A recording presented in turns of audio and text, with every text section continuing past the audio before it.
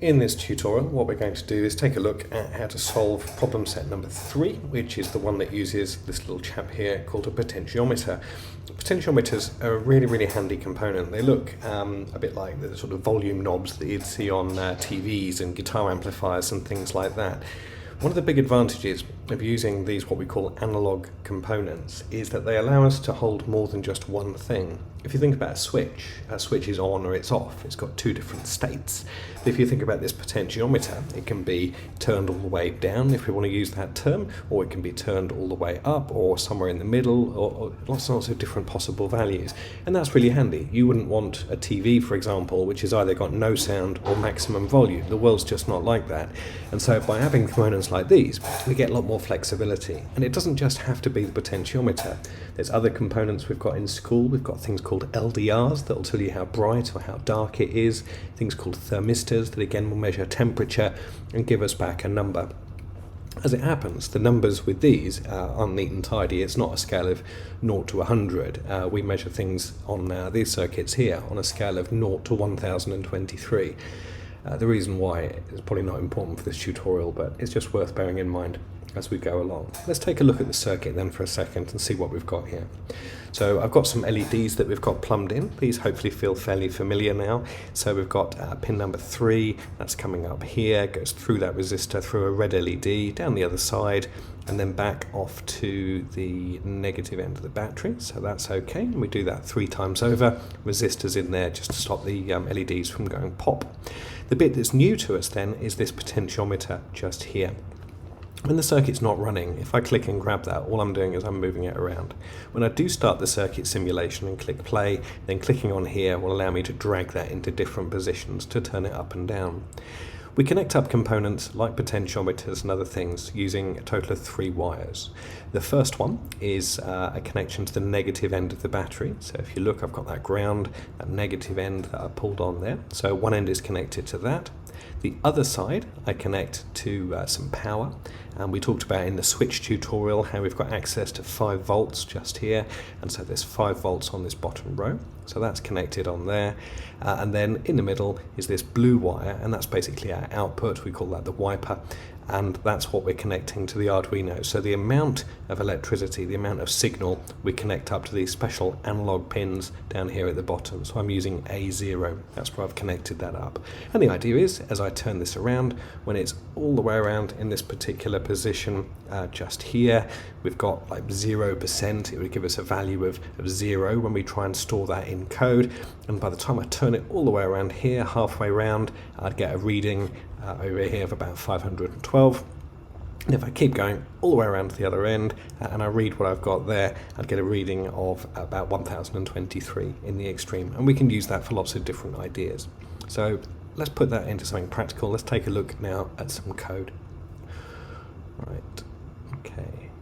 So here's the code we've got here. Most of it's comments up at the top, so we don't have to worry about that too much for now. And as we've done before, let's take a look at the code line by line. Before we do that, I'm going to click on Start Simulation. We're just going to watch it run without thinking too hard about the code. So at the moment, my potentiometer is all the way around to the left. I'm going to start dragging that now around to the right. One LED on, a little bit more, a little bit more. The yellowy one in the middle's come on, bit more, bit more, bit more, bit more, bit more, bit more, bit more. And the green one never seems to come on. So I get red, and I get amber, I suppose you could say that is, and I get nothing, and those are the ones I get. Right, let's check out the code. So we've said so many times in the past that all of our code is split into 2 chunks. You've got what we call the setup, this is run once, and then you've got the main loop, and this is code that is run top to bottom again and again and again over and over. And sometimes, like we did with the switches, we might want a few variables, and so we tell the microcontroller we're going to use those up here at the top before we start using them. Let's look at those. So the first thing is I've told the computer we're going to want an integer, a whole number. I'm going to call that pot pin. Pot is just a short term for potentiometer. And I've said that the pot is plugged into analog pin 0, which is down there, that makes sense, okay. I've then got a green, an orange and a red LED, and the green LED we've said is plugged into pin 5, there it is, that's my green one. My orange one is in 4, there it is, and that goes up to the orangey coloured LED, and then I've got my red one plugged into 3. So it's just remembering where those are all wired up. And then the last one that I've got what's called sensor value, and every time we read what's going on with this guy here, we've got to store that result somewhere. So I'm going to store that in sensor value. So this is going to be 0 at the start of the program, and it's going to be any number up to 1023. What next? In the setup, I'm going to tell the Arduino about the 3 outputs I've got. We've done this before lots and lots of times. I haven't actually told it about the potentiometer. Potentiometers and analog components are a special case. You don't need to do that in here. And then I get into my main loop. So let's see what the code says. So the first thing I do is I'm going to read. I'm going to do an analog read. It's not a digital component like a switch, it's a potentiometer. So I'm going to read the analog value on pot pin, that's on pin number A0, and whatever the result of that is, so say it's like 100 or something, I'm going to make this variable sensor value equal to that. So I've read that and remembered it. I then have a whole bunch of these different if statements, and we can just add as many of these as we like in here. I've said, right, if the sensor value is below 100, then all the LEDs get turned off. And the way the if statements work, if you remember, is that the computer or the microcontroller will go with the first one. It'll see if that particular thing is true. If it is, it does whatever you tell it in here. And if it isn't true, it moves on to the next one and it has a look at that. And it moves on to the next one and it has a look at that. And as soon as it finds one that is true, it will do that set of instructions. So say, for example, sensor value was 30 or something. It would do this set of instructions. It won't test any of the others. It'll just jump to the bottom, then come back round to the top, take a fresh reading, and then do whatever it should off the back of that. So so if it's below 100, everything's turned off, and I guess that marries up with what we saw, doesn't it? Because when this was turned all the way down, the value down there would be about 0, 1, 10, 20, something like that. So everything was turned off, and it jumps back to the top. I've then said if the sensor value is below 400, so it would have to be above 100, otherwise it would run this load of code here. So it would be like 400, 300, 200, 101, 102, something like that. If it's any of those, it turns on just the red LED, turns the others off. And if the sensor value is below 800, so if it's 401, 402, 500, 600, 700, if it's below 800, it turns on the red and the orange, and it leaves the green turned off. So that's what it does at the moment. Let's look at the tasks. It says add another else if, so that if the potentiometer value is above 900, all the LEDs light up. Okay, if it goes above 900, all the LEDs light up. That's fine. So we can do that. Again, I love a bit of copy and paste. So I'm going to grab the code from here. I'm going to take it down to here. I'm going to copy, Control C. I'm going to pop just a space on the end of that bit, and then I'm going to paste, Control V. I've got that extra bit of code. So let's have a look. If it's above 900, so I'm going to change this to a greater than symbol. So if the sensor value is greater than 900, then I want all the LEDs lighting up. So this is going to have to change to a high. Okay, let's have a go. Now, the most common place when you're doing this sort of coding to have problems is where we don't have the same number of open squiggly brackets as we do closed squiggly brackets. So always do a little visual check for each one. So for that open bracket, that's going to go with that one. It's the next one that we see. For that open bracket, it goes with that one. For that open bracket, it goes with that one. For that open bracket, it goes with that one. And we've got this spare one at the end. Who does that one belong with? Well, that belongs with this one up here at the top. Okay, and that's why I tabbed in and tabbed out. So this code should work. Semicolons on the end of all my lines, check. So I think we're good. Let's go for it. Okay, so this is 0 here, it's going up a little bit. There's my first one, so the value now must be about 100. We haven't hit 400 yet, it'll be around here somewhere. Look, there you go, there's 400, we've hit 400. The next one should kick in at the bit. Here we go, hopefully we'll get past that 900 mark and the last one will come on. There it is, 1, 2, 3. Really nice, okay, lovely. Okay, so we've improved the code. So that's the first one of those that's done. So let's scrub that, that's been done. Okay, next challenge, add another LED to the left of the green one. Okay, add a line to setup, tell the Arduino it's there. All right, let's just do those two things first. So it'll turn the code off for a second, get in here to LEDs, we'll put it in nice and neat, and today's colour, what do we think? Blue, I like blue. And I'm going to need another resistor, because it's going to match the sequence, if you like, of all the other ones that have gone before it. As I say every time, you can leave that as 1K, it'll still work. I tend to change them, I just like the sort of matching, I like it all to look neat. So I'm going to change that to a 330 ohm resistor. And I'm going to add another LED. You can stick it in here any way you like. I'm going to use 6. So I'm coming out of there, coming up there, connect you in there. Just neaten that up a little bit. What else do we need? So the power comes out of here, through here, up there, through that resistor, through the other side, into the LED, out the other side, nowhere left to go. So I've got to add another wire to help this get to the negative end of the battery, or to ground. And let's make that a black piece of wire as well. As I say every time, it doesn't have to be a black piece of wire, but it's just kind of the right colour to use. It's the international standard for doing this. Okay, that's okay. At the moment, this blue LED will never ever light up. I've never given it any instructions in code to do that. So we're going to have to modify our code next. So into here, let's take a look.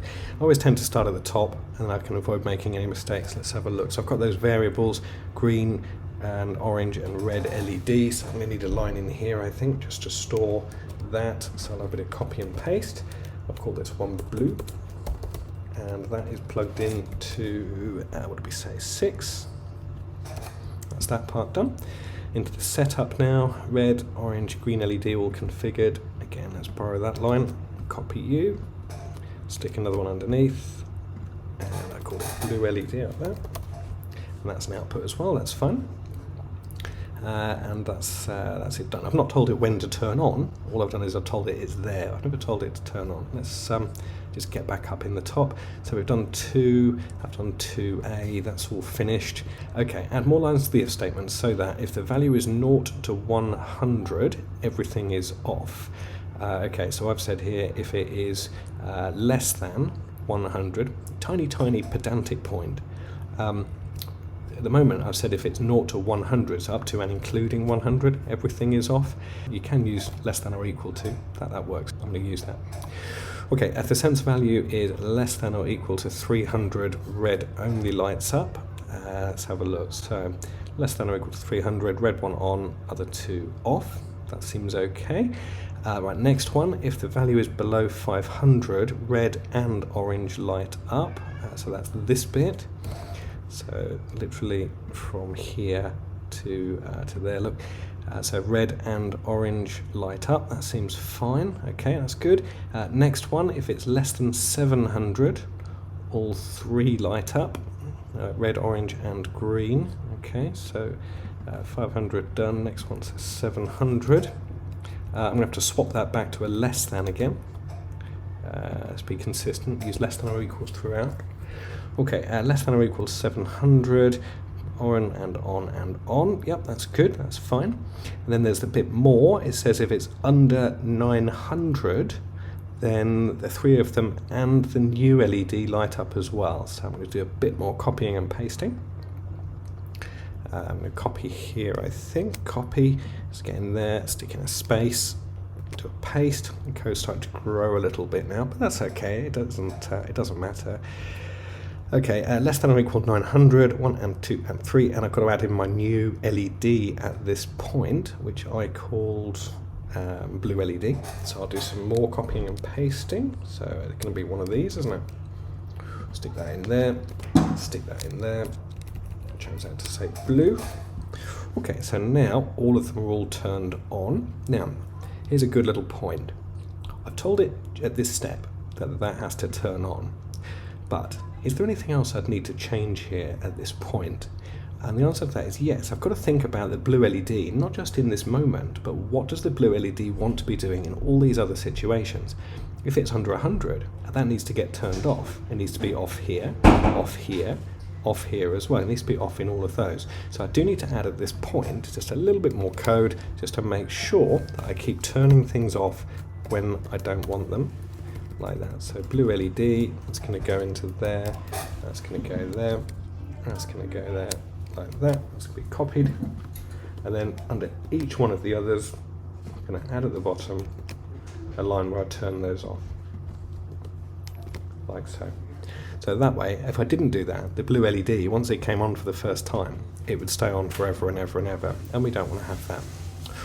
Okay, so that's that 900 one done, and then the last one is to say that if the value is under 1,000, then all the LEDs flash on and off.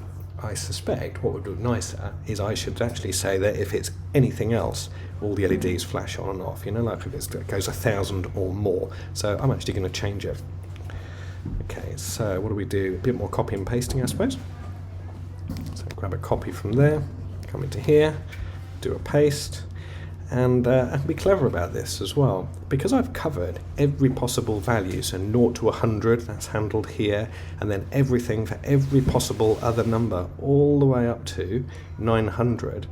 Okay, I suppose what I could do, sorry, I was just thinking aloud. No, I'm going to do it as I've been prescribed. So I'm going to go for, if it's then greater than 1,000, okay, then I'm going to make all of them come on. And I also need to make them flash. Now, we haven't done making them flash for a little while, but if you remember, we had to use this idea called delay to be able to do that. So I'm going to add in a little delay in here. And then I'm going to make all of them turn off. A bit more copy, a bit more paste. Set them all low. Set them all low. More low. More low. And another delay. Let's make the delay quite short, I think, actually. I started with 1,000, but change my mind as I go along. Like that. Okay, this looks pretty good. So if it's under 900, it does that. Otherwise, if it hits 1,000 or more, make it flash on and off. Right, let's take that for a test and see how we go. So good news, I've got no errors. I managed to get the same number of open squiggly brackets as I did closed squiggly brackets.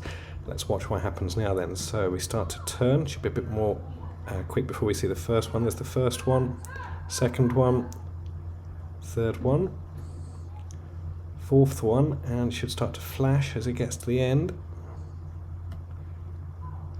There it is. Let's bring it back down. Oh. That's the flashy bit. Is all of them on? 1 off, 2 off, 3 off, last one off. Really nice. Okay. So I think what we've got there then is a really lovely, tidy little solution to this particular problem. What else is there in there? I think there might be one more bit left. It says bonus task, add an LED that's constantly on. A couple of ways we could do that, I suppose. One way, let's just knock this out for a second. One way would be I could wire another LED up just here. Stick that in that gap. This one can be a, I don't know, a white LED or something. And I guess I'd need a resistor. And as always, I tend to quite like to make these all the same. And I could have my black wire in there. And I could add another wire here going to one of these Arduino pins. That would be okay. And I could add some code and I could make that all, so it's constantly on, it just stays on all the way through my program. However, there's another way I could do that instead, because I never ever want it to turn off. So what I've got is I do have my 5 volts just here that we used to power the potentiometer. Why don't I just grab some power from there and run that up here instead? It'll always be turned on, but that's okay, because that's exactly what I want. So I start my simulation. And now, there you go, that's lit up, and no matter what I do, that's always going to be staying on and be lit up constantly.